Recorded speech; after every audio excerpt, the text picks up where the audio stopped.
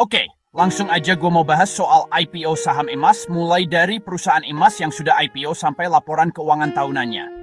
Di Indonesia, industri emas itu salah satu yang paling tua dan stabil. Tapi, ketika perusahaan tambang emas mutusin IPO, ada banyak hal yang harus diperhatiin sebelum lo ikutan beli sahamnya. Biasanya, perusahaan emas yang mau IPO udah punya rekam jejak panjang. Contohnya PT Aneka Tambang, Antam. Antam didirikan 1968 setelah merger beberapa tambang kecil.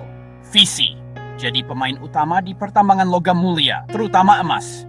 Sebelum IPO, mereka harus jalani proses panjang, transparan soal aset, cadangan emas, dan masalah lingkungan. IPO biasanya buat ngumpulin modal buat ekspansi atau bayar utang. Setelah IPO, saham bisa dibeli publik di Bursa Efek.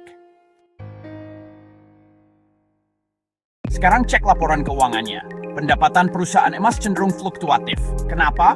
Harga emas dunia naik turun dan biaya operasional tinggi. Contoh, Antam 2023 pendapatan sekitar 45 triliun rupiah, naik dibanding tahun sebelumnya.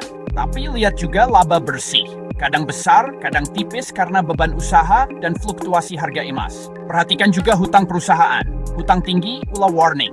Sebelum beli IPO, cek rasio utang versus ekuitas dan arus kas perusahaan.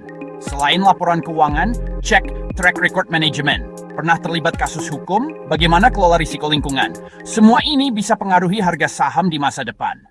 IPO emas menarik kalau harga dunia naik, tapi investasi bukan cuma cuan cepat. Analisa laporan keuangan, sejarah perusahaan, rencana bisnis ke depan. Jangan ikut-ikutan IPO. Paham risiko, cek data keuangan, lihat tren industri emas. Dengan begitu lo bisa ambil keputusan investasi lebih bijak dan nggak panik saat harga turun.